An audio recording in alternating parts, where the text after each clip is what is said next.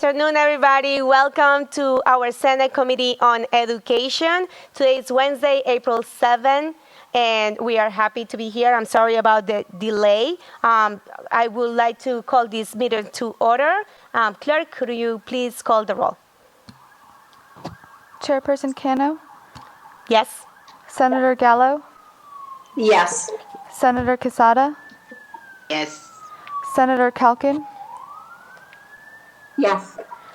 Senator DiPalma? Here. Senator Pearson? Here. Senator Seveney? Madam Chair, we have 7 members. We have a quorum. Thank you. At this time, we do have some bills scheduled for consideration in our agenda. And the first bill scheduled for consideration is Senate Bill 31 by Senator Seveney, an act related to education, suicide prevention, the Nathan Bruno and Jason Flatt Act. And I just want to make sure that everybody knows that this is a bill that has received a lot of support. We had a lot of people that called to testify on behalf of this bill, and I would like to entertain a motion.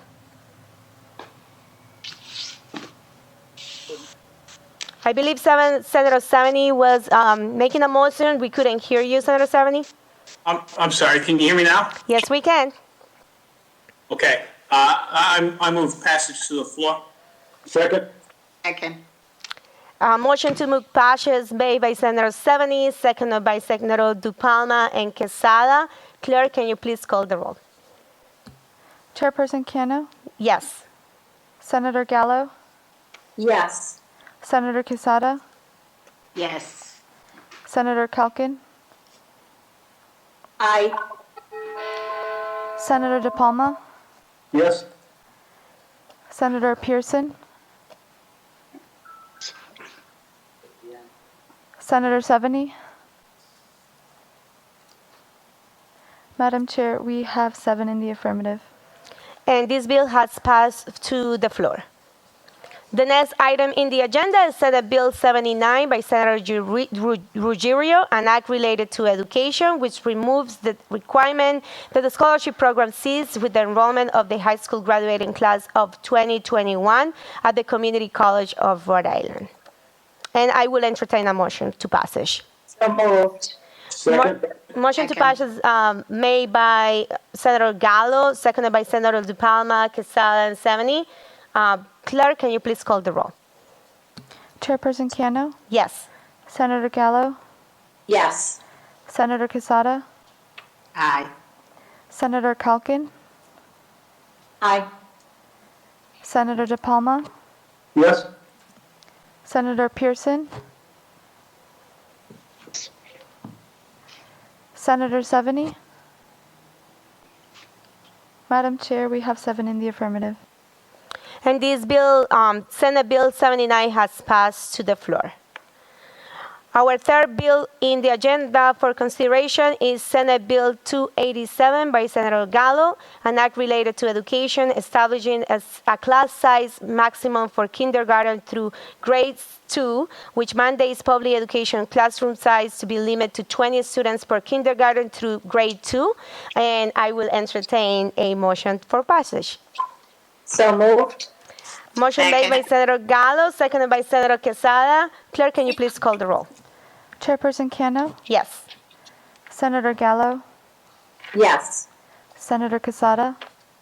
Yes. Senator Calkin? Aye. Senator DiPalma? Yes. Senator Pearson? Senator Seveney? Madam Chair, we have 7 in the affirmative. Thank you. This bill has passed to the floor. At this time, I will start our bills scheduled for hearing and/or consideration. And the first bill in our agenda is Senate Bill 349 by myself, and it's an act related to education, financial literacy, And I would like to start by saying that this bill is very fitting with the resolution that we passed in the Senate yesterday by Senator Gallo, proclaiming April a Financial Literacy Month in the state of Rhode Island. So thank you, Senator Gallo, for always having the commitment to financial literacy and making sure that we all proclaim that April should be Financial Literacy Month. I am very proud to sponsor this bill.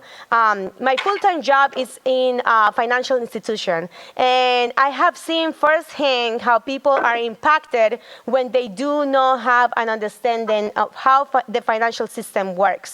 When young people are informed about consumer topics, they are less vulnerable to predatory financial behavior, which results in better economic outcomes later in life. There is a saying that says that we don't know what we don't know, and that is especially true here. Without an education in personal finance, we could make decisions for our youth that set us up to struggle as adults without even knowing it. This bill promotes equity. It will make sure that students of every education background receives a financial education because it requires a course to be offered in every high school in the state. This legislation is very, very important for our communities. I particularly know, I'm just going to give an example of someone who consolidated her student loans from graduate school so she could lower the 7% interest rate. She was told that the interest on the loans would capitalize, but she thought it was just the interest for that year. She didn't fully understand that it would be all of the interest that accrued for 9 years that she has been repaying the loan. 9 years of interest on a six-figure graduate school loan is a lot of money. When she consolidated, her student loan balance doubled. After that, her payments didn't even go towards the principal anymore. They all went into interest. Had she understood these topics better, she might have made a different decision. This is just an example of how financial literacy can have a meaningful impact on people's lives. And I want to make sure that I just go over the legislation a little bit. This legislation, as I say, is very important for our communities. A student of every economic background deserves high-quality financial education. It's connected to better economic outcomes for students later in life. And without personal financial education, students are more vulnerable to what I say, these predatory financial products. No Rhode Island students should be left behind, and I'm proud to support this bill. And I just want to say thank you to Treasurer Magaziner for being a champion for this legislation as well. His office has been instrumental of putting this legislation together, and I want to make sure that you all know how we value your partnership and your hard work to make sure that this passes. So this legislation requires that the Council of Elementary and Secondary Education work with the Department of Education to update the academic standards for consumer education in high school no later than December 31st, 2021, and 5 years thereafterward. And I just want to make sure that I have the opportunity to have my colleagues make any comments or questions before we start entertaining our people that have signed up to testify today. Senator Gallo? Just briefly, I wanted to personally thank you and the treasurer for all of their advocacy because this is such an important topic, and not just the, consolidating the college loans.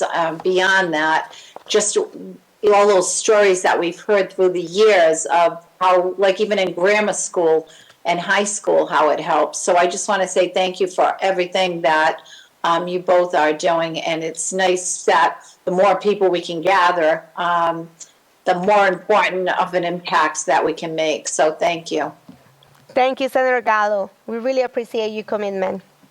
Does any member of the committee have any comments or questions at this time?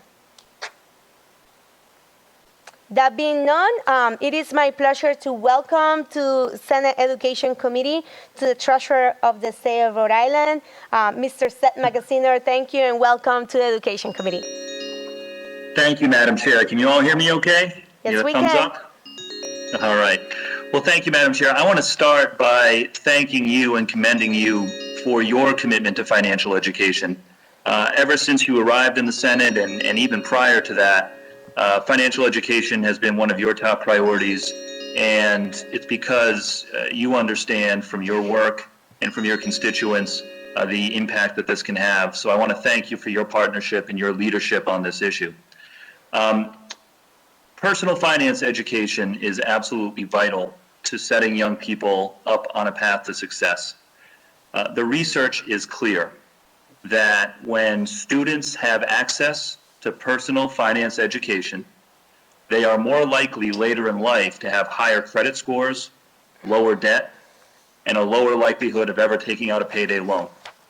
Despite the fact that the research shows that financial education is effective, Rhode Island is one of only a handful of states that does not have statewide personal finance standards for our K through 12 schools. 38 other states have this, Rhode Island does not, so we are an outlier. And that is what we're trying to change. As the chair walked through, this legislation would do a couple of things. It would require RIDE and the Board of Secondary Education to elementary and secondary education to develop statewide personal finance standards on topics that can include things like saving, investing, budgeting, and so forth. Within a year, high schools would be required to offer personal finance education at least as an elective. Most high schools in Rhode Island already do this. And then the following year, for the class of 2024, students would be required to demonstrate a proficiency in personal finance in order to graduate.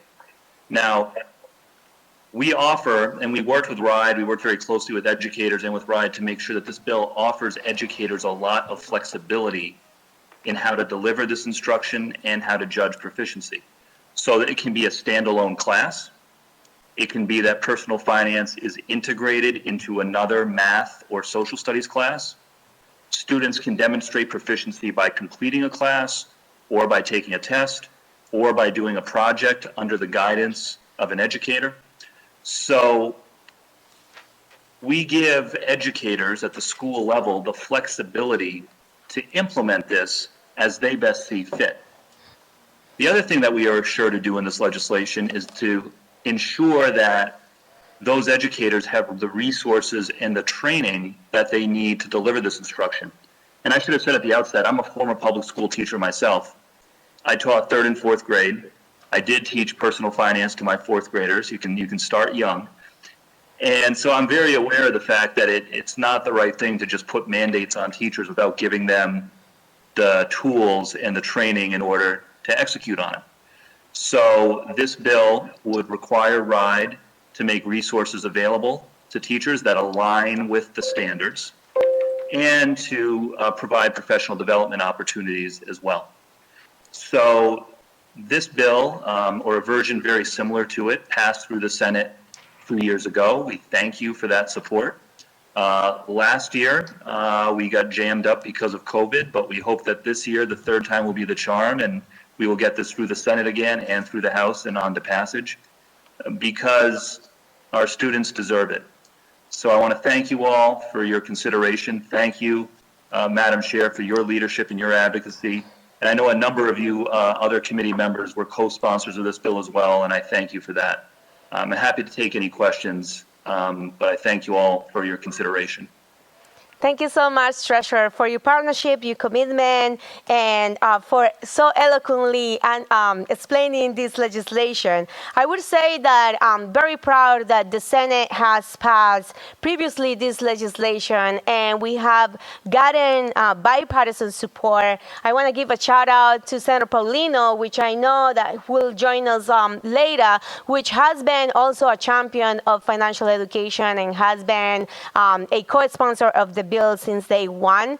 So I want to make sure that we also recognize him as well as the other colleagues that have signed into this legislation.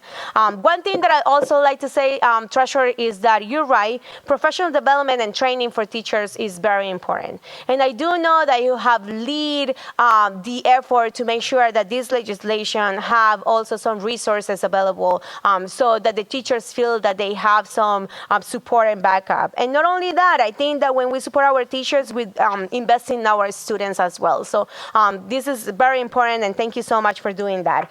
At this time, I will entertain a question or comment for any member of the committee. Senator Calkin. Thank you, Madam Chair, and thank you for, is there an echo? Okay. We can hear you. Thank you.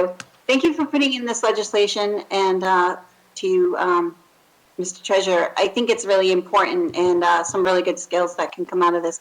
My only question is regarding low-income families and how they might be able to interpret this education. And like, they don't have savings accounts, or they don't have the same resources that other students do. So is there a portion of this that will help those students that come from low-income families? Yeah, thank you, Senator. It's a great question and a very important one. What I will say is there are a number of providers of materials, whether it's activities, games, worksheets, etc., for personal finance that are specifically designed to be culturally literate and appropriate for students from a diverse array of backgrounds. And so, my hope and my expectation is that when RIDE compiles those resources for teachers, that it will include materials and resources that are appropriate for students from a diverse array of backgrounds. And I'll also just say, we know that financial education is necessary for students to be set up for financial success later in life, but that doesn't mean that just because it's necessary doesn't mean that it's sufficient. We also need to do more to raise families' incomes and to open the door of economic opportunity for families, to make sure that there are financial services available that are affordable and that won't burden people with high fees. There's a whole host of other bills that I'm supportive of to help to do that. Financial literacy is not the whole answer, but it is a part of the answer. And so I think your question is very apt, and I thank you for it. And Thank you. Yeah, I hate to see lower income students left behind, and it sounds like you've got that covered. And I think there's a lot for all students to learn out of this legislation. So thank you. Thank you, Senator Calkin. I also like to add something that the treasurer didn't speak about, which is the leadership that he has had the last, 3, 4, 5 years. I'm not sure how many years had been with the Financial Empowerment Roundtable that he puts together through his office when he gather, community-based organizations, when he gather financial institutions and institutions that provide resources to families across the state, where these topics come very part of the discussion every month when he gathered this group. And one of the concerns is specifically that, and there is some organizations that he has part of the Financial Empowerment Roundtable that have created a very cultural sensitive financial literacy curriculum that is offered not only to the students but also to the families, and there has been partnerships throughout the districts that have utilized those services. So I just want to make sure and reassure you that this has been in the top of the mind for both the treasurer and myself when we were talking about this legislation, and also how important the topic has been for the Financial Empowerment Roundtable across the state. Everybody has, at least this group to rely on and to share resources, and it has been very helpful. So thank you, Treasurer, for that as well. At this time, I'd like to ask Senator DiPalma, I believe, has a question or a comment. Thank you, Madam Chair. Madam Chair, thank you for putting this legislation in again this year like you did last year. Somebody did it the year prior to that, and I think Senator Palino went and looked, did it the year after that, the year prior to that. I think this is the year to get it over the goal line. I'm not certain why it never made it through the House, not to throw any other House under the bus, but the time to get it done. Treasurer, thanks for your leadership on this, and we just need to do this. Nothing more to say other than let's just do it. It's the right thing to do for all Rhode Islanders. And so I suspect there might be some other folks to testify that will say that as well. Maybe even some from Rhode Island will say that. So thank you, Treasurer, and Senator Gallo, obviously, for the resolution you had yesterday. Thank you. I forget my days. It was yesterday. Thank you, Senator DiPalma. Thank you, Madam Chair. Does any member of the committee have any questions or comments for Treasurer Magaziner or for myself? That being none, thank you so much, Treasurer, for being here. Thank you. And you will be very pleased to know that we have a lot of people that sign up to testify in support of this legislation. So we're going to start with them, and I just really appreciate your partnership. And I do know that you also have a hearing to go in the House, which is important, and we're hearing the same legislation. So thank you so much, and let's get this done this year. Thank you, Madam Chair. Thank you, Senators. At this time, the first person that has signed up to testify is Marcy Reyes, and she is from the Financial Literacy Youth Fly Initiative. Marcy, are you with us today? I am. Thank you. Welcome to the Senate Education Committee. You can proceed. Thank you. So I want to first start by saying thank you to Chair Sandra Cano and also Chair Joseph McNamara for allowing me to have my testimony heard on behalf of this bill. Most know me from the community as the CEO and the founder of the Financial Literacy Youth Initiative with over 20 years of cumulative experience in healthcare, financial education, and also in banking and finance. I started the Financial Literacy Youth Initiative to provide a culturally responsive experience to students of the BIPOC community, specifically to address cultural inequities, family engagement challenges, and also disparities in financial literacy resources. So I'm a huge proponent and advocate of us doing something around ensuring that all young people have adequate access to financial literacy programming. I will caveat that I believe that there is nothing more important than passing or urging the committee to pass this legislation with some caution.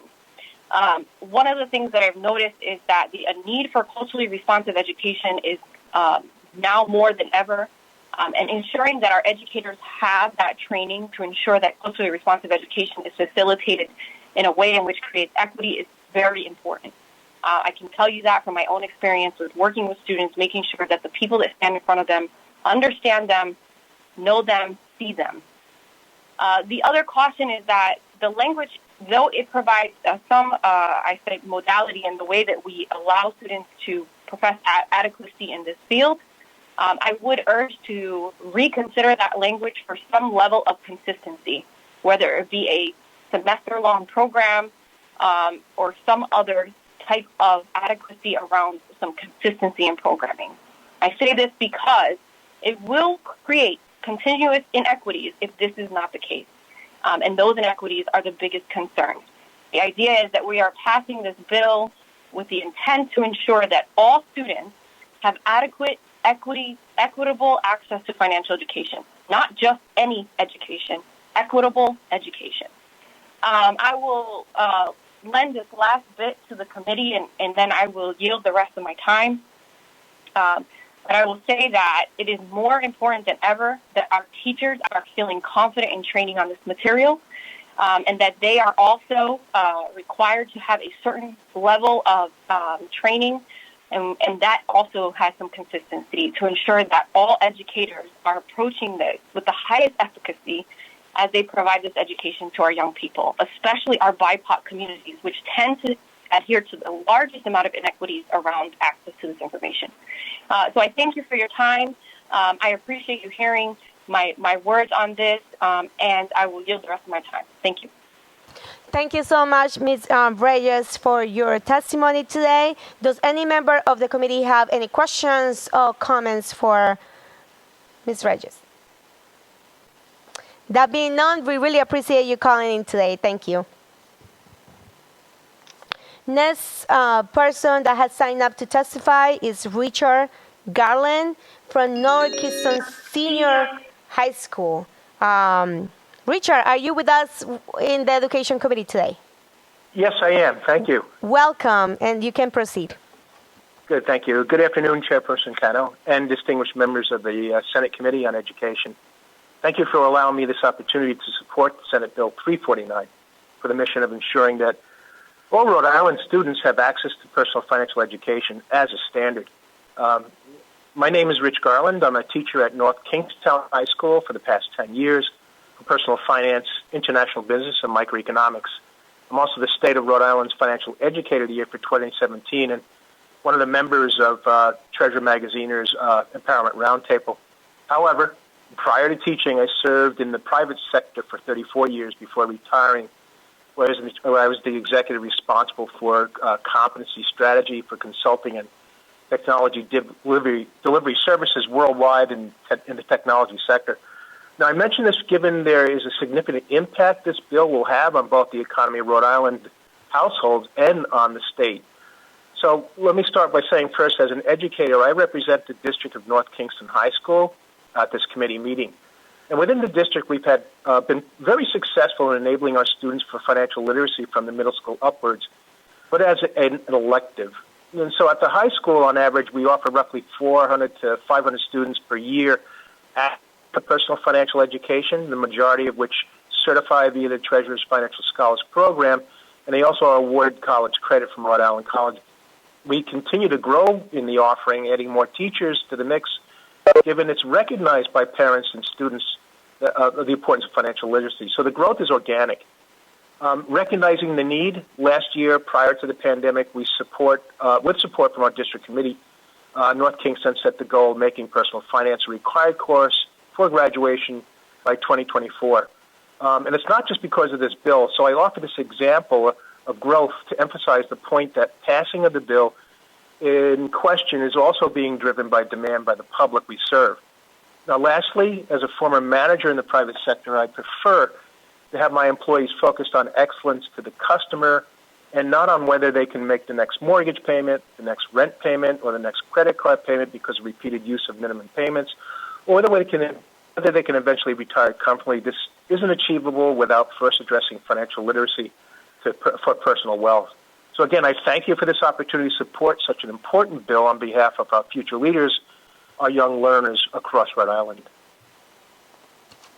Thank you so much for calling in today and for your testimony. And most importantly, thank you for your commitment to personal financial education. As a teacher, I know that you have a role that definitely make a difference in the lives of every student. But when you really speak so much about the importance of personal finance education, I know that you have seen the impact of the classes that you give in the students itself. So I really want to say thank you so much for your commitment. At this time, I would like to entertain any questions or comments for any member of the committee. That being none, thank you so much for calling today. Next person that has signed up to testify today is Charles Kelly from the Rhode Island Student Loan Authority. Yes. Mr. Kelly, how are you today? Good, thank you. Welcome to Senate Education. You can proceed. Thank you. We are ready for your testimony. All right. Waiting for the introduction.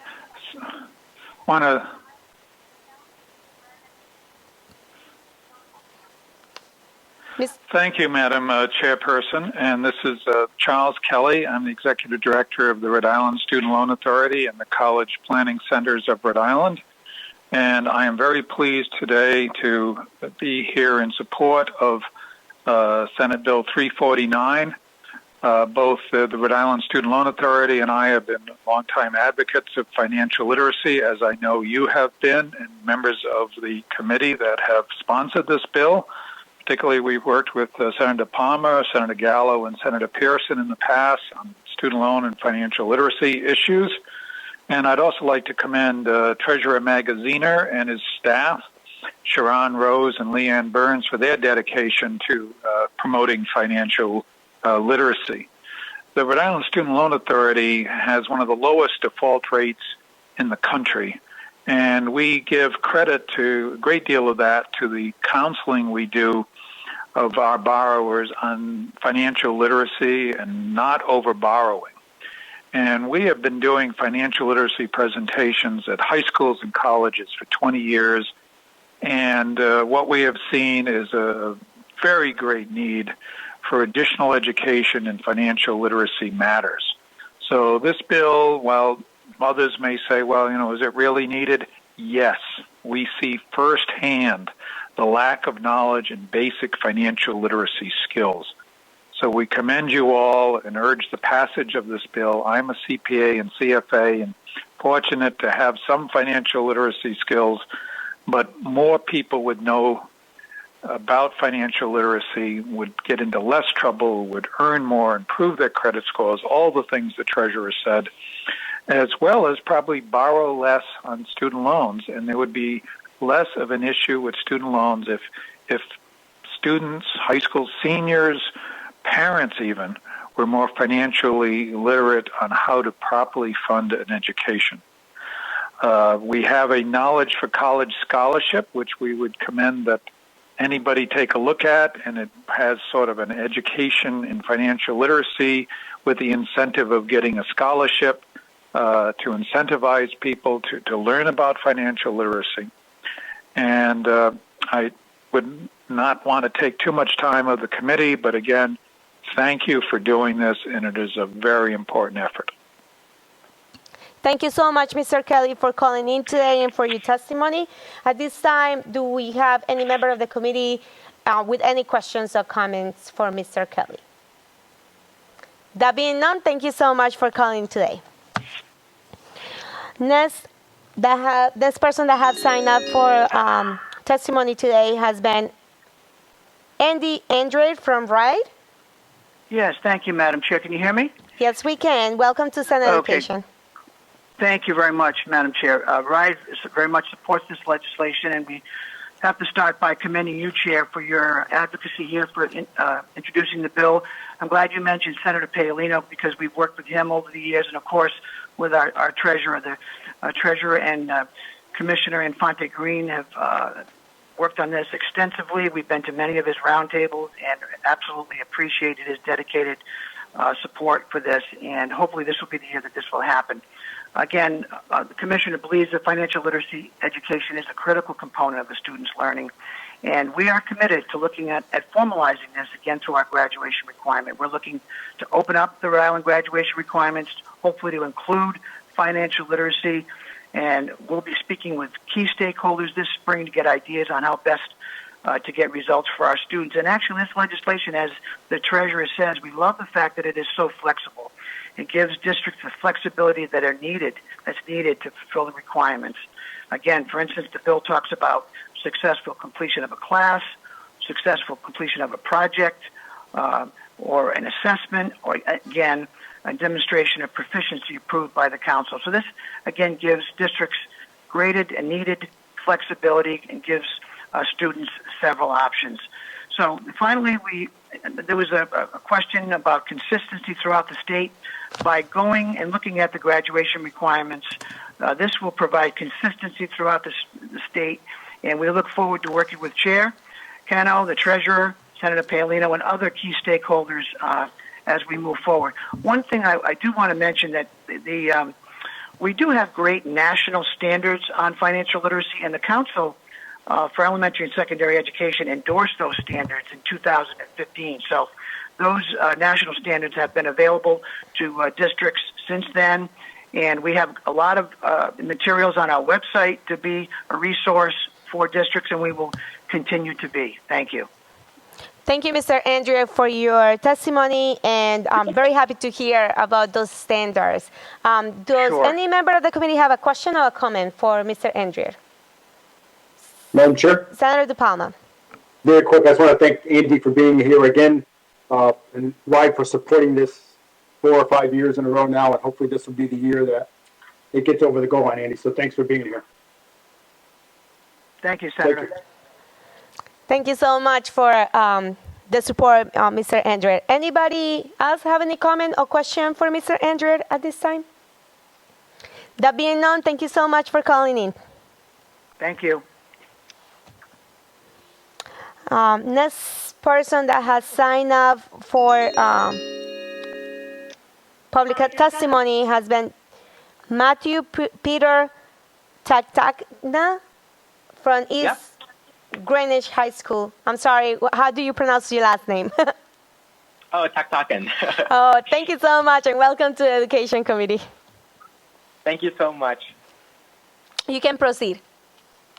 Okie dokie.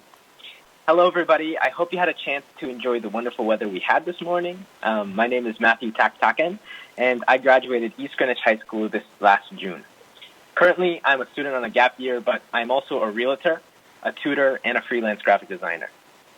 Today, I speak before you to testify in favor of Senate Bill 349, as this bill is essential if we truly hope to provide financial freedom for tomorrow's teachers, doctors, Uber drivers, Amazon mail carriers, and really everyone else who missed out on financial literary courses that they couldn't fit into their schedules.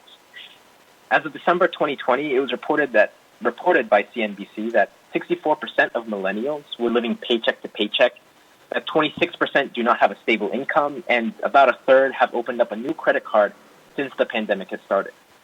And these statistics for the previous generation bear bad news for Gen Z, and if we continue to follow the rhyme of history, it would be very likely that your children or the children who go to school with your child will find themselves one day with financial choices they don't have the answers to. How much money should I have saved? Why did my credit score go down?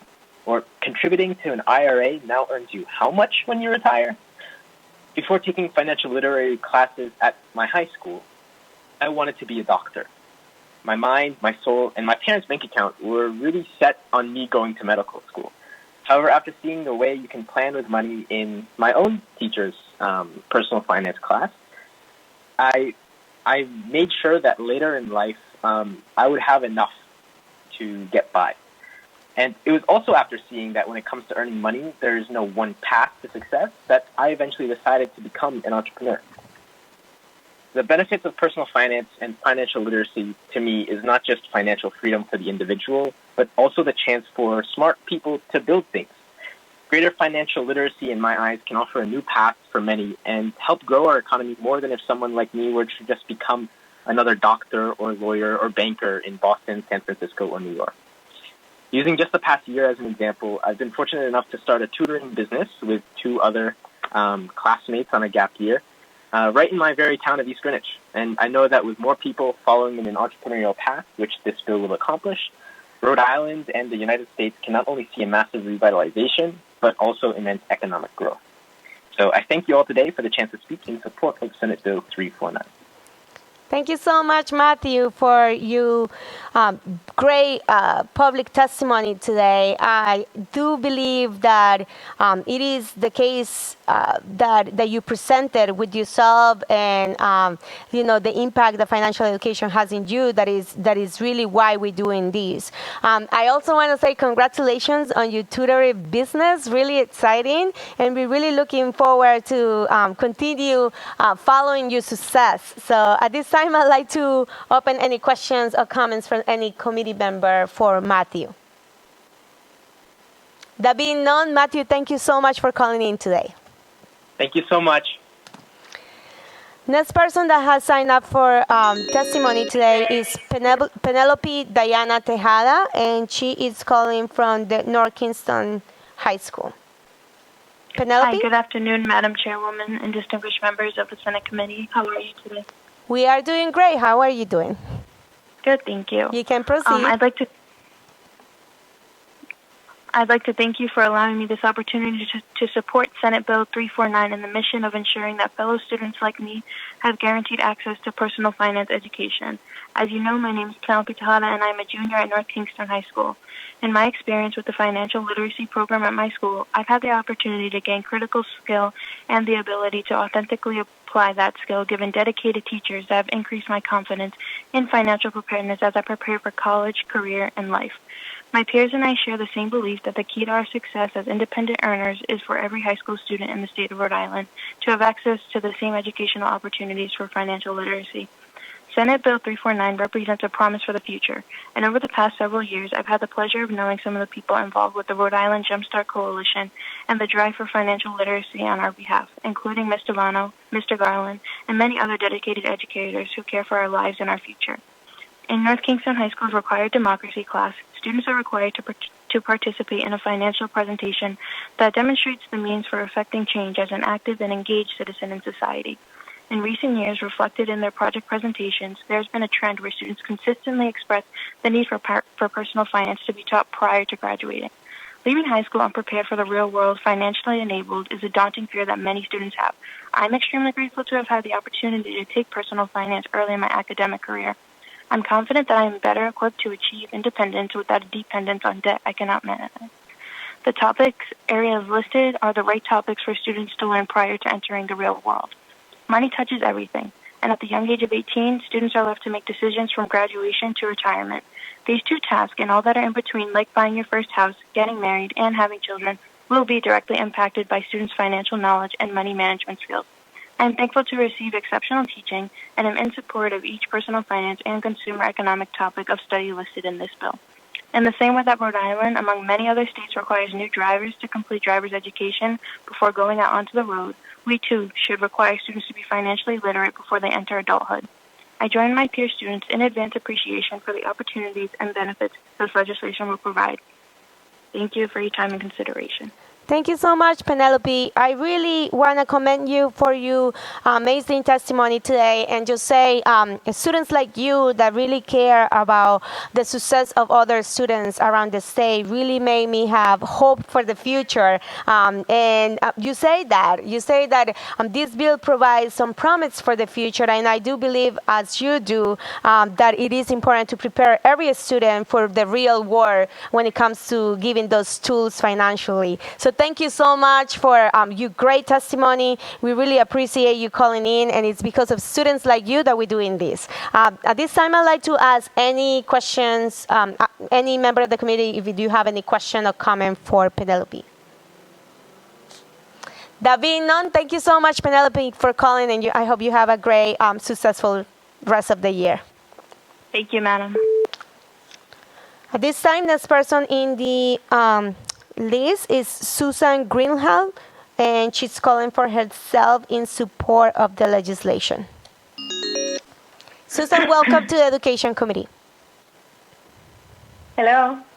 Welcome to the Education Committee. Thank you so much. You can proceed. Oh, thank you. So my name is Susan Greenhalgh. I'm an accredited financial counselor and a financial coach. I'm president of Mind Your Money LLC in Rhode Island, providing financial coaching, counseling, workshops, and training to individuals and businesses. I want to congratulate you and thank you so much for bringing this bill forward. The main point I want to make today is this: the societal and personal impact of being without the skills, education, and resources to make financially sound decisions for yourself and your family is staggering. We have all seen the lines of cars with people needing food. Since the pandemic, nearly 25% of all Americans have no emergency savings. The numbers were not much better prior. A report recently has found that finances are the number one cause of stress, even more than politics, work, and family. Only 16% of respondents reported being very familiar with how to improve their credit score, but more than half of the respondents, and this is encouraging, are interested in learning more, and that was almost 60%. I work with adults and youth in my practice, and it's no surprise that they have an overall lack of knowledge in various areas and a lack of confidence. Almost all report no financial training from their parents or at school. I have clients that are CPAs and Ivy League school graduates who've had no financial education, and it can be debilitating. My family never talked about money, and I had no personal finance training, even as a Bryant University accounting student. Not until I was certified as an accredited financial counselor did I understand more fully how emotions and shame around money and the lack of financial education and confidence holds people back from living their best lives. We'll never know the full impact on individuals and society because of the lack of financial education, but do we need more evidence? Financial empowerment, I believe, is a social justice issue for all of us, and it starts with providing a robust, well-funded curriculum as soon as every child begins school and continuing through college. Imagine for a moment what a world of financially educated and empowered people will do. Thank you so much for your time. Thank you so much, Susan. I really appreciate you sharing your testimony today. Thank you for also letting us know that you are a financial counselor after sharing that you didn't have these basis of the financial tools within your family. And I do appreciate the comment that you make that finance is the number one cause for stress. I absolutely do see that in my full-time job, and I agree and concur. Does any member of the committee have any questions or comments for Susan? That being none, thank you so much for calling the Education Committee today. Thank you very much. At this time, I'd like to welcome Dr. Margaret Brooks from the Rhode Island Jumpstart Coalition and Rhode Island Council for Economic Education. I am very pleased to welcome you to Senate Education, and thank you so much for everything you've done to make sure that this bill is successful. Dr. Brooks? Hello. Thank you for inviting me to speak today. I'm so excited to speak out in support of the Senate Act 349. As the president of two active and successful financial literacy nonprofits in Rhode Island, the Rhode Island Jumpstart Coalition and the Rhode Island Council for Economic Education, I'm here to testify to express my strong support for this financial literacy bill.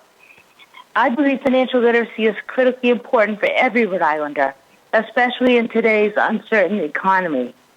Financial literacy not only builds individual financial security, but also helps to build a stronger and more resilient Rhode Island economy. It's time for Rhode Island to join 37 other states in guaranteeing student access to financial education in their schools by passing this legislation. Most high schools in Rhode Island already offer courses that include personal finance, but not all students have access to these important lessons. This bill will ensure that all students will receive instruction in personal finance in their curriculum. Rhode Island Jumpstart and Rhode Island Council have offered multiple teacher trainings every year since 2014, including conferences, workshops, and webinars.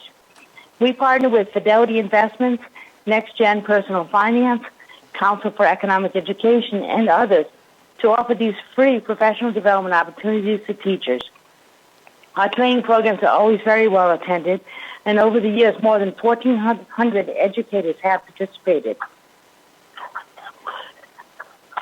In addition to providing teacher training, we'll also share ongoing information about free, top-quality financial literacy curriculum resources that are available to Rhode Island educators and schools.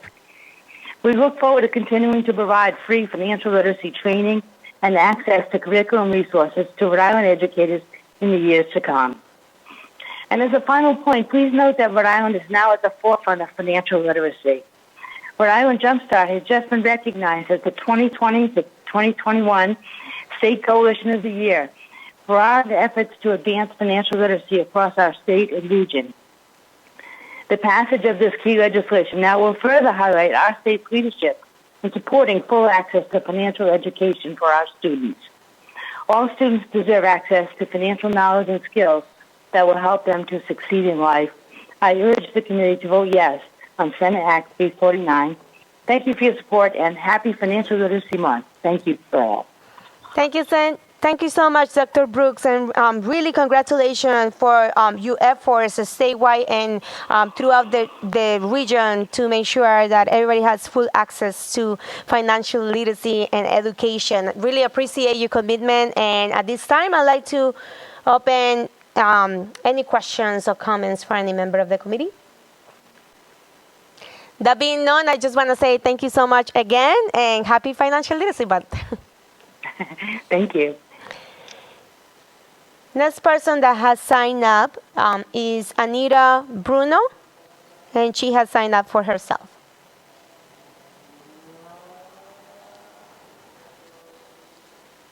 And we're trying to get in touch with her. So bear with us while we connect to Anita. Well, at this time, I guess the call is going straight to voicemail, so we will try momentarily. Next person that has signed up to testify is Suzanne Arena. She has signed up in support of the legislation.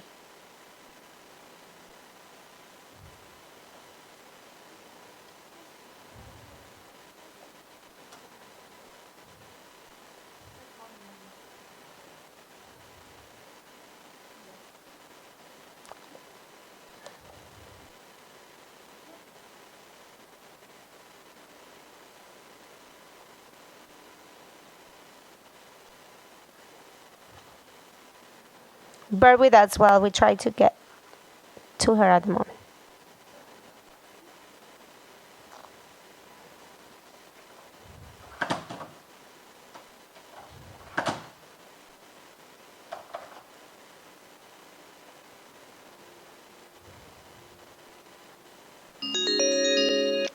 Suzanne, welcome to Senate Education Committee. Oh, thank you. I just wanted to say, decoding dyslexia, we support this. We think it's a great bill, and it's very needed. Thank you so much for calling in to testify in support of Senate Bill 349. We really appreciate it. And does any members of the committee have any questions or comments for Suzanne? That being none, thank you for calling and have a great day. Thank you, ma'am. Bye-bye. Next person that has signed up to testify is Tim Rancera from Next Gen Personal Finance, and he has signed up in support of the legislation.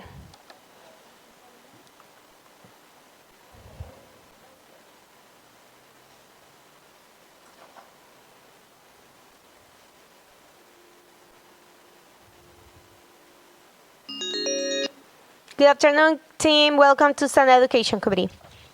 Thank you very much, Madam Chairperson. And I really appreciate the opportunity to provide testimony today in support of Rhode Island Senate Bill 349. My name is Tim Ranzetta. I'm of Next Gen Personal Finance. We're a national nonprofit focused on financial education and educators in all 50 states, more than 300 in Rhode Island.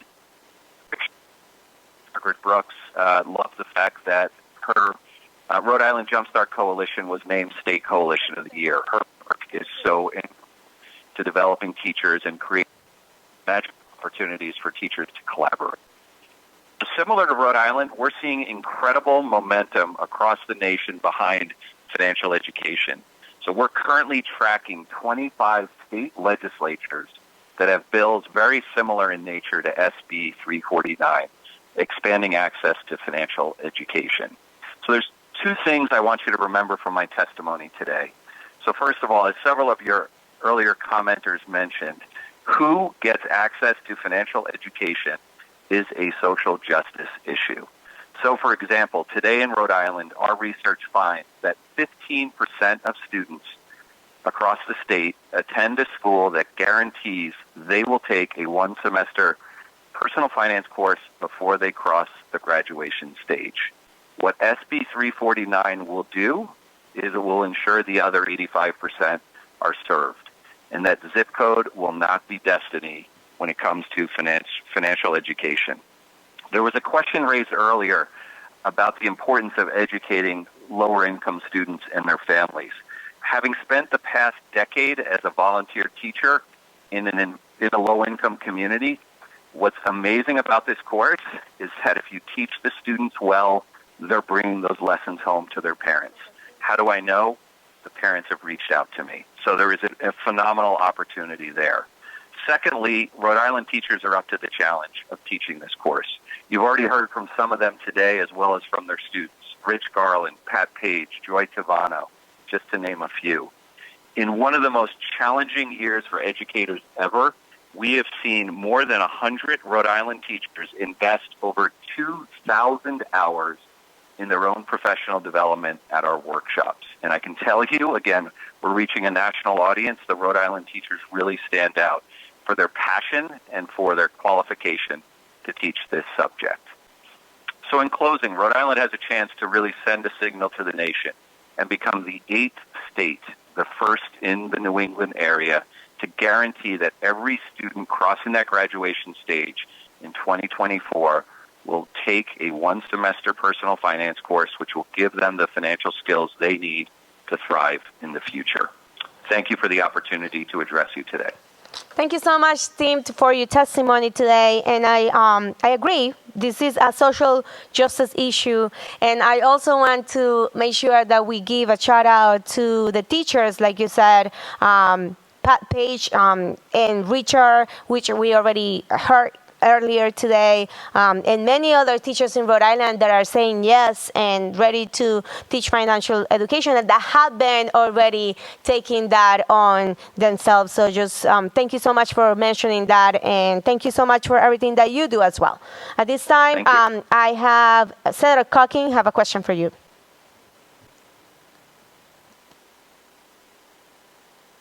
We can hear you, Senator Calkin. Nope.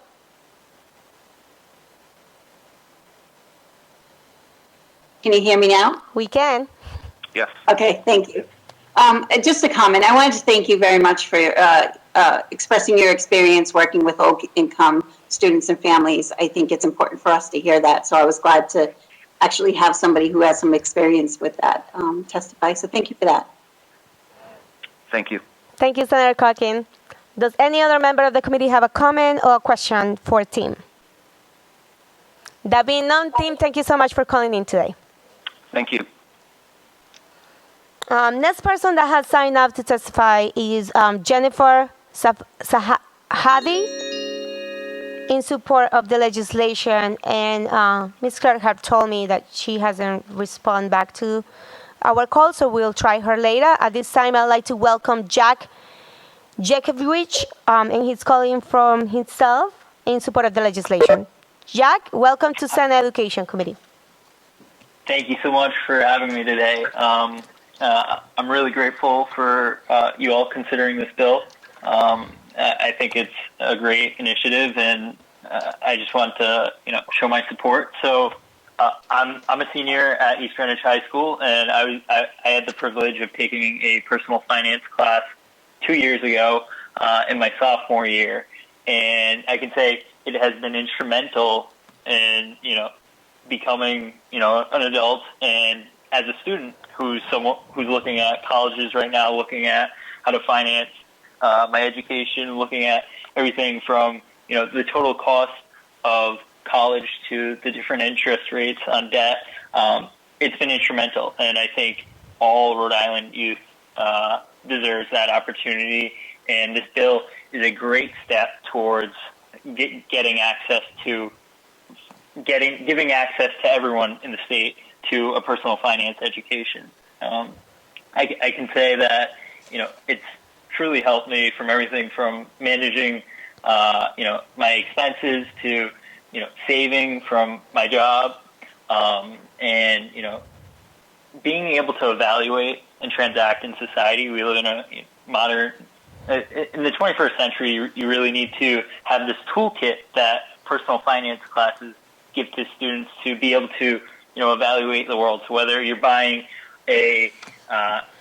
everything from buying an app on the App Store, which is a microtransaction, to, just being able to evaluate different types of purchases at the store. I think personal finance is extraordinarily important, and it's instrumental to the development of our citizens. So I really do believe that this bill is a great step towards expanding access, and to that end, passing this would be a huge accomplishment and boon to Rhode Island citizens and the future of our state. Thank you so much, Jack, for calling in and your testimony. And I have said throughout this hearing that for me it's particularly important to hear the students testify. So we really want to say thank you for taking the time for calling in today and for making sure that you advocate for all the students to have the opportunity to have the same opportunity that you have had with financial education. So thank you, thank you, thank you. And at this time, I'd like to ask if any member of the committee have any question or comment for Jack. That being none, Jack, thank you so much. Have a great day. You too. Thank you. Next person that has signed up to testify in support of the legislation is Al Cumplido, and he's calling on behalf of CFA Society of Providence. Al, welcome to Senate Education Committee. Good afternoon, Madam Chair.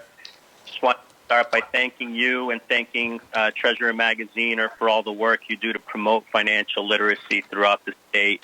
And I did want to thank the distinguished members of this committee for the opportunity to provide comment in support of Senate Bill 349. My name's Al Completo, and I'm the Vice President of CFA Society Providence. We're the local chapter of the CFA Institute, an association of investment professionals that is recognized globally as the standard setter for ethics, education, and professional excellence within the investment management industry.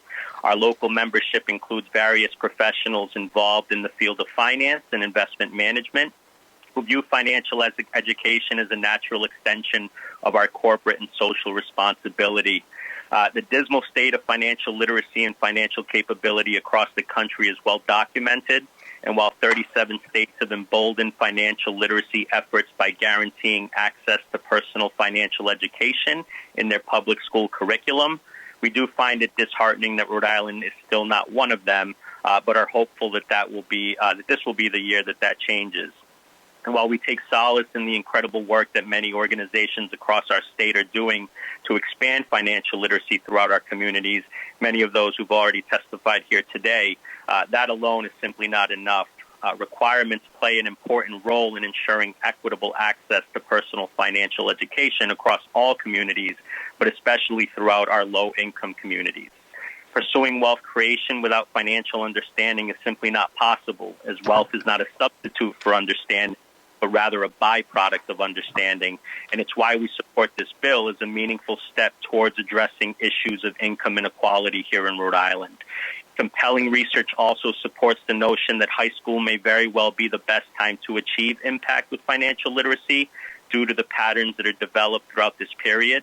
And while we acknowledge the significant resources and collaboration necessary to address these issues, CFA Society Providence stands ready and willing to assist in any way possible to help implement this initiative. We thank the many organizations, individuals, elected officials such as yourself, and teachers who work tirelessly to promote financial literacy throughout Rhode Island, and we urge all to vote yes on 349. Thank you so much, Al, for your testimony today. We really appreciate you calling in, and we really appreciate that you, as a member of the organization, has common support of this legislation today. At this time, I'd like to ask if any members of the committee have any questions or comments for Al. That being none, thank you so much for calling in today. Thank you. And now we have Surak Seth from East Greenwich High School calling in support of the legislation. Surak, welcome to the Senate Education Committee. Thank you. Hi, as was mentioned, my name is Suraj Seth, and I'm a recent graduate of East Greenwich High School. I'm speaking out in favor of Senate Bill 349, which supports personal finance and literacy of personal finance in Rhode Island public high schools. So to me, personal finance is an essential step in granting all Rhode Island public high schools financial freedom. As one of the most vulnerable demographics to such financial mistakes, high school students are in most need of a beacon of light. That's what financial literacy provides. And so I believe that such a course could help them to avoid dangerous financial situations and also promote healthy financial habits. I was especially privy to this because before I took a personal finance course my junior year, I was completely unaware of what good financial habits were. None of my friends talked about it, and I almost had no idea what personal finance was. It was a black box or taboo almost to me. But when I took a personal finance course with Dr. Page at East Greenwich High School, I learned immediately about the value of paying myself first, budgeting my expenses, and keeping an emergency fund as well. But I know that many others in our state are not nearly as fortunate. If you look at general statistics for the United States, only about 33% of Americans have an emergency fund, and 78% of adults in America live paycheck to paycheck, while 60% of adults don't keep a budget, and 80% of youths in the United States have failed a financial literacy quiz. These problems will only compound upon each other, growing and growing, until many individuals will be overextended by financial commitments. And if we extrapolate these statistics to the Rhode Island level, we can see that so many individuals, nearly 600,000 Rhode Island adults, potentially live paycheck to paycheck, assuming that Rhode Island is a representative sample of general trends in the United States. And these large numbers that you're seeing with Rhode Island adults not having budget, or Rhode Island children potentially failing financial literacy quizzes, only underscore the need for a financial literacy bill such as this one. So I truly believe that this bill will help a significant number of Rhode Island children to gain basic financial literacy skills, and in turn strengthen the economy of this state. So I really do believe that these two bills are vital towards the financial literacy of Rhode Island high school students and to the future success of our state. So I encourage all legislators to vote in support of it. Thank you. Thank you so much, Surak, for calling in today and for your incredible remarks. I think that you said something that is very true, that emergency funds are not some things that people really could sometimes afford or don't know about it. And also that people in our state, so many people live paycheck to paycheck. So that's why it's important for students like you to have these healthy habits with the toolkit that you could learn from a financial literacy class. So I just want to say thank you so much for calling and advocating so every student have these opportunities that you have, and we really appreciate you. Does any member of the committee have a comment or a question for Surak? David, none, thank you so much for calling in today. Thank you. And with Surak being the last person that has signed up in support of the legislation, I want to make sure that I emphasize that we try to call Anita Bruno and as well as Jennifer Sahadi, and neither one of them were able to connect with us today, but they both have signed up in support of the legislation. In addition, we have had some letters in support as well from different organizations, and that's conclude our testimony for this legislation today. At this time, I would entertain a motion. Madam Chair, it gives me great pleasure to move 349. I think it's finally has its time. Everybody and their brother has called in today, and I would like to move passage to the floor of 349. Second. Thank you, Madam President Pro Tem has moved this legislation for passage, and it was seconded by Senator DiPalma.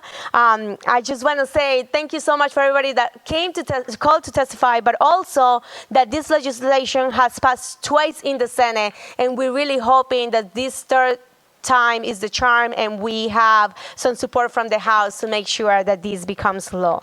So with that, I would like to ask the clerk to call the roll. Chairperson Cano? Yes. Senator Gallo? Yes. Senator Quezada? Yes. Senator Calkin?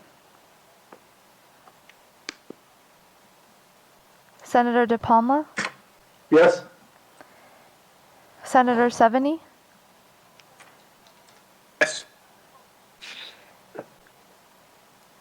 Madam Chair, we have 6 in the affirmative. Thank you so much, and this bill have moved to the floor. So next item in the agenda, and before I start the next item, I'd like to make sure that I let the members of the public that are watching this hearing today that the next set of bills are set of bills that have come from the Senate Education Funding Formula Task Force. These package of bills are to make sure that we continue prioritizing and emphasize the importance of the funding formula and how we need to fix it. And we have said that since the beginning of this legislative year that we were going to take these bills as priority. And I just want to publicly thank Senator Pearson, which was the chairperson of this Senate Education Funding Formula, and all the members of the task force that really took the time for those long hearings and to make sure that these recommendations that are now in form of public policy are in front of us today. That was supposed to be last year, but as all you know, COVID-19 didn't allow us to hear these bills. So that's why we are here today with a long agenda, but very important one, just to make sure that we bundle these funding formula bills. And tomorrow, we will continue with the ones that have some physical note to it in our finance committee with the leadership of Senator Pearson. So with that, I'd like to start with Senate Bill 85 by Senator Seveney, and it's an act related to education, requires that benchmarks specific to each local education authority be developed by the Department of Education to improve cost control, efficiencies, and program effectiveness. Senator Seveney. Yes, as the chair stated, there are several bills that came from the analysis that we did last year as part of the funding formula commission. One of the frustrations we ran into was we saw that we're really not utilizing the UCOA data, the Uniform Code of Accounts. We spent years putting together an apples-to-apples comparison tool so that we could make judgments and comparisons and analyses between schools and across the school districts to try to understand from a financial perspective, and a performance perspective, what was working, what wasn't. Where were the high-performing schools spending their money? Comparing that to some of the other schools that were more lower performing, just to try to understand, what lessons learned, what we could leverage across systems to try to spread around those things that worked across more districts. And we didn't get very far with it. What this bill is trying to do is put specific requirements on RIDE to establish for each local education authority performance benchmarks that we could take a look at, and these would be for efficiency as well as academic. So cost efficiency is certainly a part of this, using the UCOA data that we already spend a lot of money to collect and then analyze, to try to look for improvements. And so that's sort of the core of the bill. But the other aspects of this bill are, one, we want to report every year to the governor and to the General Assembly on what RIDE sees from this. And we also want to incentivize it so that if a particular system is doing something right, they get something out of it. And so we're asking RIDE in this bill to put together an incentive structure so that we could incentivize good performance with more of a state share of that particular school system's non-core costs. So we're trying not to touch the basic funding formula itself, but for all those other costs, let's find a way to incentivize good performance. And that's essentially what this bill is attempting to do. Any questions? Thank you, Senator Seveney. You have explained the bill very well, and this time I will entertain questions for any members of the committee. That being none, I'd like to mention that for this specific piece of legislation, we have nobody that have signed up for public testimony, but we do have some letters in support of the legislation. At this time, I will entertain a motion to hold. So moved. Motion to hold made by Senator Seveney, seconded by Senator DiPalma and Gallo. Clerk, can you please call the roll? Chairperson Cano? Yes. Senator Gallo? Yes. Senator Quezada? Yes. Senator Calkin?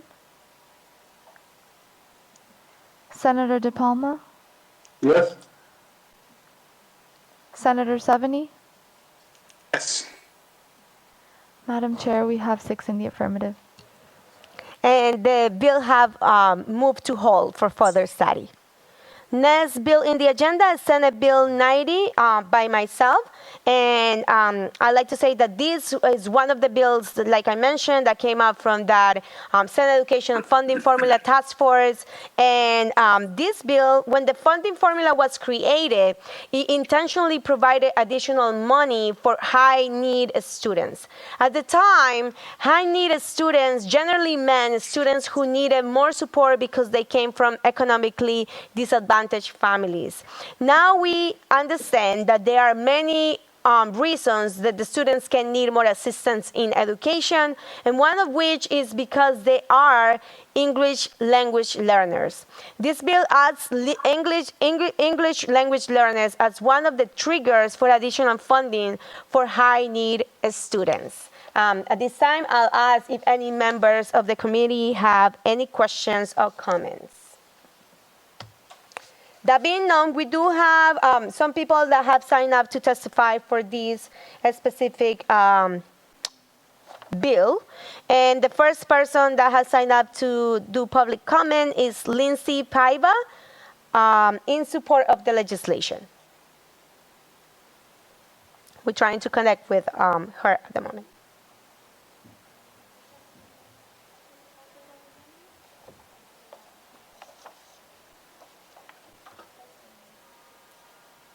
So we weren't able to get in touch with Lindsay. We'll try back again. So the next person that signed up to testify in support of, in opposition, of this legislation is Andy Andrade from RIDE. Andy, welcome back to the Education Committee.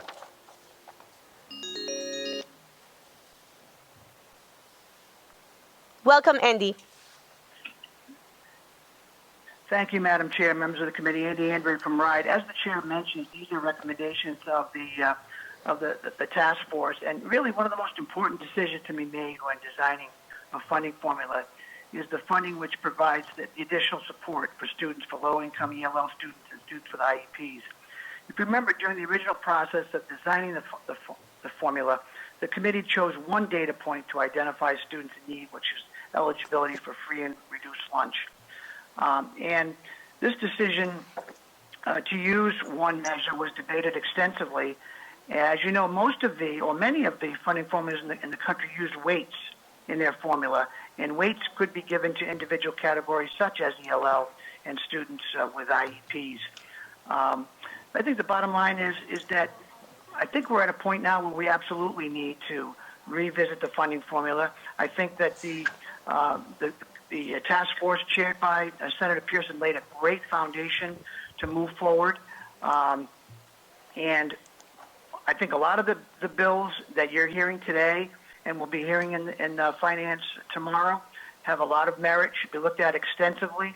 And I can tell you that RIDE is ready to collaborate and be a resource to both the Senate and the House as we move forward to make some changes, or at least look at and tweak the funding formula that hasn't been really looked at in quite some time. So, again, we're ready to work with you to make some changes if necessary. Thank you. Thank you, Mr. Andre, and we really welcome the collaboration that you just offered, and we're really looking forward to it. I do think, like you said, because the funding formula hasn't been touched in so many years, it is time that we prioritize the funding formula this year because families cannot wait, and the funding is so necessary. Equitable funding is so necessary for all of our districts in Rhode Island. So I just want to say thank you so much for calling in, and we're really looking forward to make sure that we prioritize these funding formula bills with RIDE and make sure that we have a good working progress towards the end of the session. So really appreciate you calling. Does any member of the committee have any questions or comments for Mr. Andre? That being none, thank you so much for calling again. Thank you. The next person that has signed up to testify for this piece of legislation is Andrew Poyen, and he's calling on behalf of himself in support of the legislation. Andrew, welcome to the Senate Education Committee. Hi, Chairwoman Cano. My name's Andrew Poyen. I'm calling in support. Is it okay if I speak on both 90 and 91 at the same time, or should I just talk about Sure, you can proceed on that one. Yeah. Okay. I'm calling in support of both bills 90 and 91. It would go a long way to increase education equity within Rhode Island. Our schools that are in school districts that are majority students of color have less funding than those schools that are majority white students. And then in addition to that, we are also funding our schools less than our neighboring states, both Massachusetts and Connecticut. So this is one way to improve upon that, and hopefully we'll continue to work on increasing our education funding and equitably. That's it.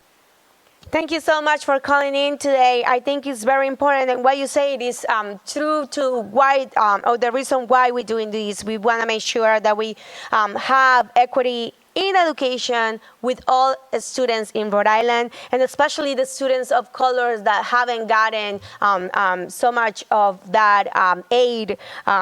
So I think it is so important. I really appreciate you calling on behalf of both Senator Bill 90 and 91. Any members of the committee have any questions or comments for Andrew?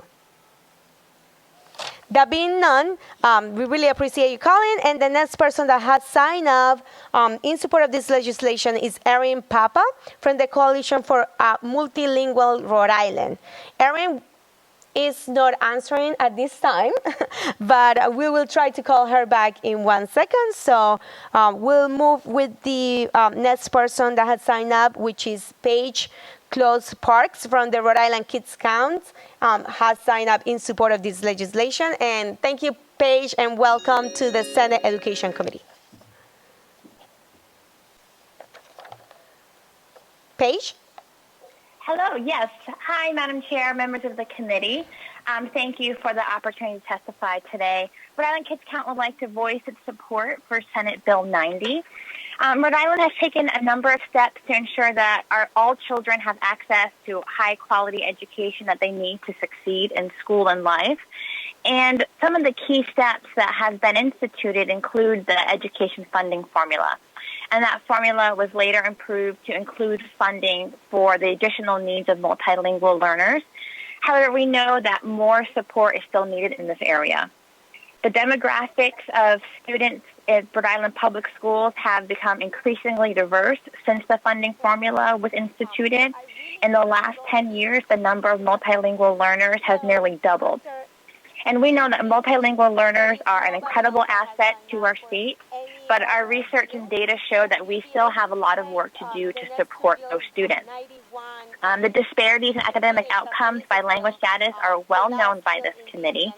On the 2019 RICAST assessment, 20% of our third grade multilingual students met expectations in reading compared to 52% of our non-multilingual learners. And for math, only 11% of our third grade multilingual learners met expectations compared to 40% of non-multilingual learners. Nationally, states that have strong outcomes from their education funding formulas, they provide continuity and flexibility so that school districts can invest in high quality and evidence-based programs that deliver results. And we also know that weighted student formulas allow funding for high-need students to rise together with the foundation formula. At Kids Count, I was really pleased to serve on the Blueprint for Multilingual Learner Success team. This was a team convened by RIDE, which included a number of dedicated students, parents, educators, and community stakeholders. And our task was to provide recommendations to identify and help to implement and sustain more effective policies and practices for multilingual learners. And we feel that this bill is well aligned with the Blueprint strategic plan because it provides a predictable funding source that, again, will allow districts to really invest in those improvements to multilingual education, including expanding high-quality dual language and bilingual programs. We strongly support increasing funding for multilingual learners as a student success factor. However, we do urge the committee to also consider whether students who are low income and multilingual learners need additional supports beyond just the one category that they may qualify for. You know, in the bill, it states that additional funds can be provided for income status or language status, and we just think it's worth giving that a look. We also support efforts that increase transparency and accountability for those funds that are used for multilingual learners. If I may, Madam Chair, I'd also like just quickly to also voice that we support Senate Bill 91, which require RIDE to review the weight designations in the funding formula, and we also support Senate Bill 214, which establishes the minimum standard for public education, and that includes a minimum standard for our multilingual learners, and also requires every 2 years the fiscal review of the plans. So we just thank you and the committee for your commitment to a predictable, equitable funding formula. I'm also happy to take any questions. Thank you. Thank you so much, Faith, for your testimony today and for laying it out for us of how important this piece of legislation and the others that you call in support are to make sure that we do have a financial funding formula that is equitable for all the students. At this time, I'd like to ask if any members of the committee have any questions or comments for Paige. That being none, I just want to make sure, thank you so much, Paige. I want to make sure I let everybody know that we were able to contact Erin Papa, and she said that she has submitted a Greene letter in support of the legislation, and she does not wish to speak on it in the public comments. So that will conclude our people that have signed up to testify on this bill. At this time, I will entertain a motion to hold. So moved. Motion to hold made by Senator Gallo, seconded by Senator DiPalma. Claire, can you please call the roll? Chairperson Cano? Yes. Senator Gallo? Yes. Senator Quezada? Yes. Senator Calkin? Senator DiPalma? Yes. Senator Seveney? Madam Chair, we have 6 in the affirmative. And the bill have moved to hold for further study. At this time, I'd like to ask Madam Vice Chair Gallo to take up the next 2 bills, and I will be back. Thank you. Thank you. So the next bill is Senator Murray's bill, Senate Bill number 91. Senator, would you please endeavor to explain the bill? Yes, can you hear me okay? Yes, perfect. Okay, great. Thank you. Thank you, Madam Chair and honorable committee members. This also is an education funding formula task force bill. Many of you sat on that committee with me and Chairman Pearson. One of the findings from that committee was that qualification for the free and reduced lunch program is an imperfect measure of counting the students experiencing poverty students who are have IEPs, and students who are English language learners. And that is because there is a hesitancy of qualified families to submit the necessary free and reduced lunch forms. And that impacts the allocation of the student success factor funding, which provides additional support for students from low-income families, students with IEPs, and ELL students. So as Mr. Andrade pointed out previously, when the funding formula was designed, the committee chose only one data point to identify students in need of this additional support, which is the eligibility for free and reduced lunch. There is a high correlation between the concentration of high needs students and the concentration of poverty. However, if the families are not filling out the necessary forms, the state funding for these students will not be there.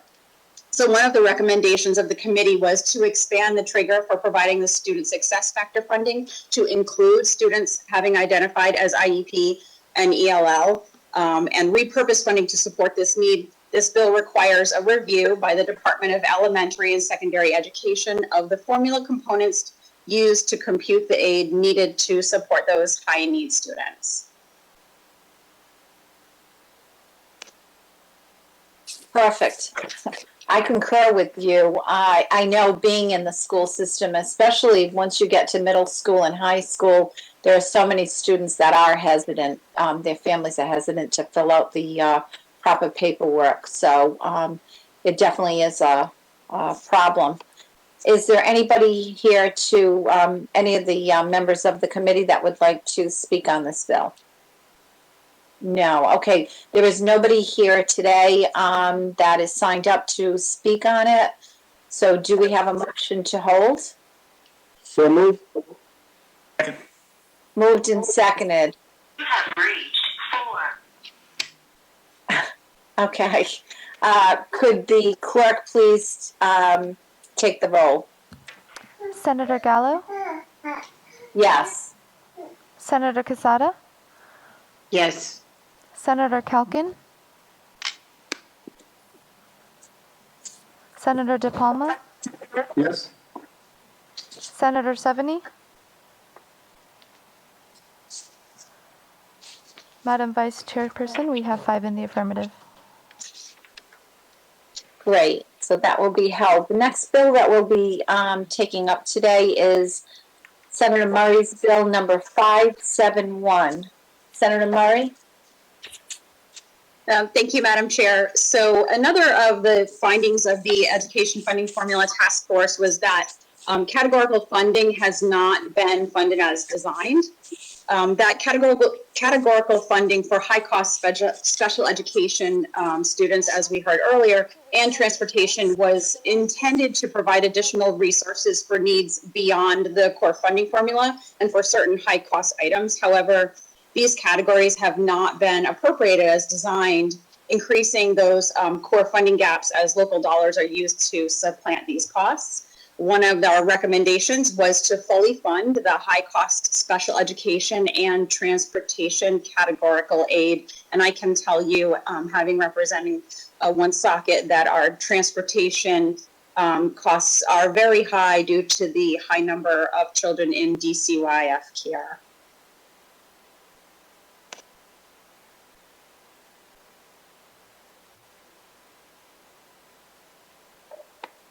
Thank you, Senator. Are there any committee members that wanted to speak on this bill? No. Okay, then. Nobody has signed up for this bill either. Do I have a motion to hold, please? So moved.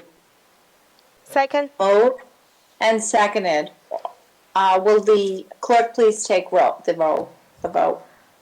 Chairperson Cano, Yes.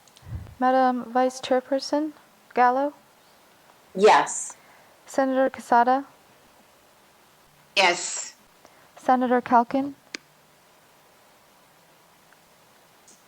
Senator DiPalma, Yes. Senator Seveney, Yes. Madam Vice Chairperson, we have 6 in the affirmative.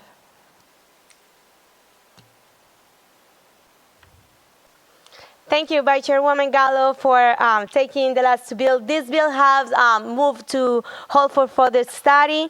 And the next item in the agenda, actually we're going to skip for now item bills 149 and 153. So we're going to take Senate Bill 214, and that bill is by me, and that's related to education, curriculum. This bill, again, came out from the Senate Funding Formula Task Force and talks about the Basic Education Program, or the BEP. The BEP sets the minimum standard for the kind of education we want for our students, but it hasn't been updated in 10 years. Educational needs now are different from what they were 10 years ago. This legislation will make sure we update our current basic education standards and continue to update them on a regular basis going forward. I will also make sure we are analyzing how much it costs to deliver that education. And with that, I would like to ask if any members of the committee have any questions or comments in regards to this bill. That being none, I'd like to make sure that you all know that nobody has signed up to testify for this piece of legislation. We just heard the comment from Paige Close Parks from Rhode Island Kids Count, and I'd like to entertain a motion to hold. So moved. Motion to hold made by Senator DiPalma, seconded by Senator Gallo. Senator Gallo, do you have something to say? No, I was just trying to second that. Second. Clerk, can you please call the roll? Chairwoman Cano? Yes. Senator Gallo? Yes. Senator Quezada? Senator Calkin? Senator DiPalma? Yes. Senator Seveney? Yes. Madam Chair, we have 5 in the affirmative. And the bill... Excuse me. Sorry. I will go in the affirmative too. Thank you. So noted, Senator Quezada. Okay, thank you. The bill have moved to hold. At this time, I'd like to entertain Senate Bill 340A for a hearing by Senator Rogers, an act related to education, the education equity, and property tax relief. Senator Rogers, thank you so much for your patience. I know that you've been with us for quite some time, so we really appreciate it, and welcome to Senate Education Committee. Thank you. Can you all hear me? Yes, we can. Thank you, Chair. Yes, this bill is kind of very important, especially some of my colleagues have also been on town councils in the past. And many times there are issues with the cities and towns when their funds fluctuate so much. And one of them was the funding formula. In some cases, under the Private Weave Act, the 4% cap, it would almost sometimes exceed that. For example, Exeter, West Greenwich. So this would kind of put some consistency in it where it does not allow the education paid to local education agencies from being reduced by more than 1% from the previous year. Many times I've seen when it's been reduced by a large amount, it unfortunately, because the pie can only be cut in so many pieces, unfortunately it winds up pitting school committees and town councils against each other unfairly, and the outcomes are many times not pretty. They start talking about, the Carullo Act and everything else, and sometimes almost lead into litigation and Department of Ride getting involved. So this would put, this bill is very important. It would put a stability on that where they can move forward and not have those major swings and can adjust moving forward. So I hope that explains it as best as I could. Thanks. Thank you so much, Senator Rogers. Does any member of the committee have any question or comment for Senator Rogers at this time? Senator Seveney give you a thumbs up, so that means that you really did explain this bill well, Senator Rogers. Thank you so much.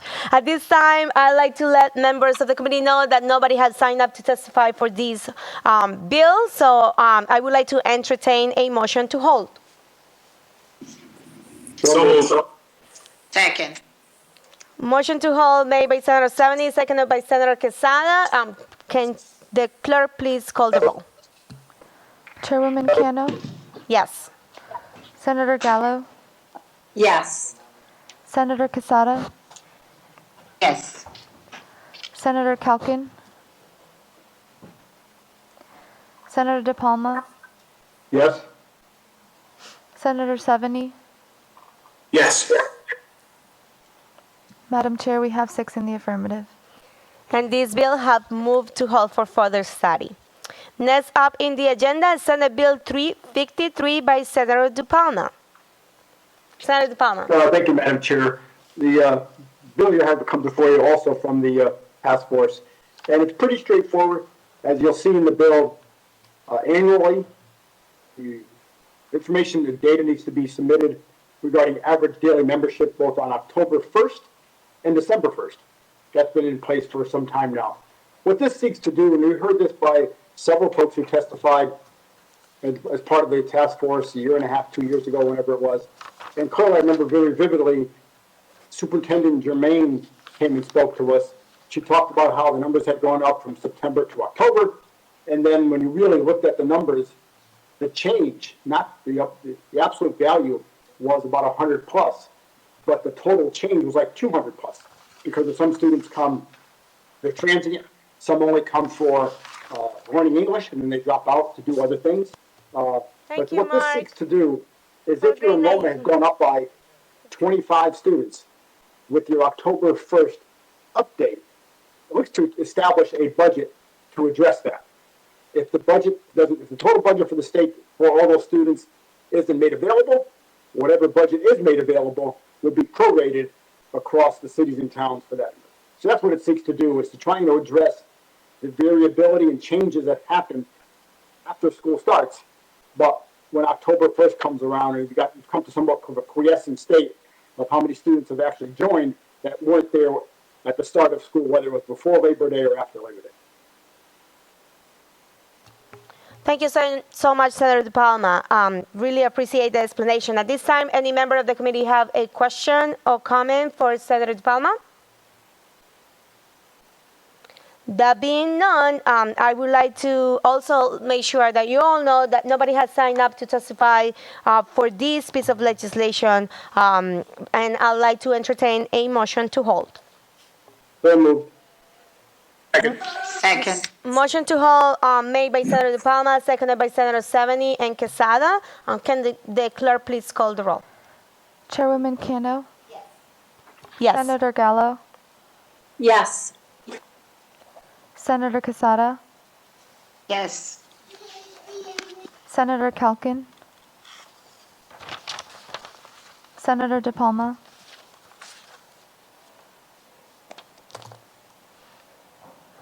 Senator Seveney. Madam Chair, we have 6 in the affirmative. So I must have missed I was in a delay, so I'm a yes as well. Sorry about that.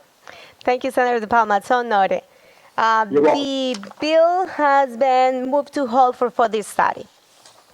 Next up in the agenda is Senate Bill 461 by myself, an act related to education and state aid. This legislation will help all of our public schools receive the funding that they are entitled to. As we know, the money follows the student. Sometimes the student transfers school districts during the year. When that happens, there is no requirement that the new district gets any education funding to support that additional student. At the same time, the old district has funding for a student that they are no longer educating. The money doesn't follow the student under these circumstances, which can mean that a district is educating a student sometimes for half of the academic year or longer without the appropriation of funding. This bill will make sure to transfer that are taken into account so districts receive the resources they need to educate the students in their schools. To do this, the Department of Education must report updated enrollment as of February 1st every year. If there are students who begin the school year in one district but now attend another one, RIE has to notify the districts. For every student who has transferred, the initial school district has to pay prorated tuition to the new district. Because we want to get these resources to the appropriate districts quickly, this bill also adds a specific deadline to the process. The law did not have any deadlines before. With that, I will entertain any questions or comments by any member of the committee. That being none, I also like to make sure that you all know that nobody has signed up to testify for this bill, and I will entertain a motion to hold. So moved. Motion to hold made by Senator Seveney, second by Senator DiPalma. Can the clerk please call the roll? Chairwoman Cano, Yes. Senator Gallo, Yes. Senator Quezada, Yes. Senator Calkin, Senator DiPalma, Yes. Senator Seveney. Madam Chair, we have 6 in the affirmative. Thank you. The bill had moved to hold, and we have 2 bills that we haven't taken up, and those are by Senator Picard. He just sent me a message that is not able to come in front of the committee today, so he'd like me to take those 2 bills. And the first one is Senate Bill 149, and it is an act related to education, the Education Equity and Property Tax Relief Act. This act amends the methods for the calculation of the permanent foundation education aid to the school districts and will make an adjustment based upon students residing in qualified low-income housing. Does any members of, actually, that's not the bill, sorry about that. This is the bill, which it will repeal the provisions of 16.734.3 reimbursement rate for conventional public housing students and add similar language to 16.7.26, providing permanent foundation education aid funding for services to students in conventional public housing. So that is Bill Senate 149. Does any members of the committee have any questions in regards to this bill? That being none, I will entertain a motion to hold. So moved. Motion to hold made by Senator DiPalma, seconded by Senator Seveney. Can the clerk please call the roll?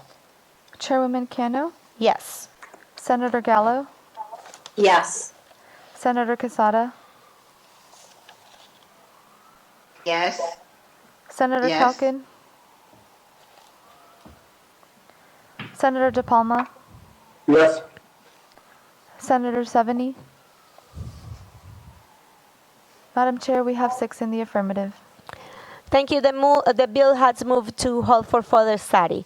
And next up is Senate Bill 153, an act related to education, the Education Equity and Property Tax Relief Act, the one that I just explained previous, which amends the method for the calculation of the permanent foundation education aid to school districts and will make an adjustment based upon students residing in qualified low-income housing.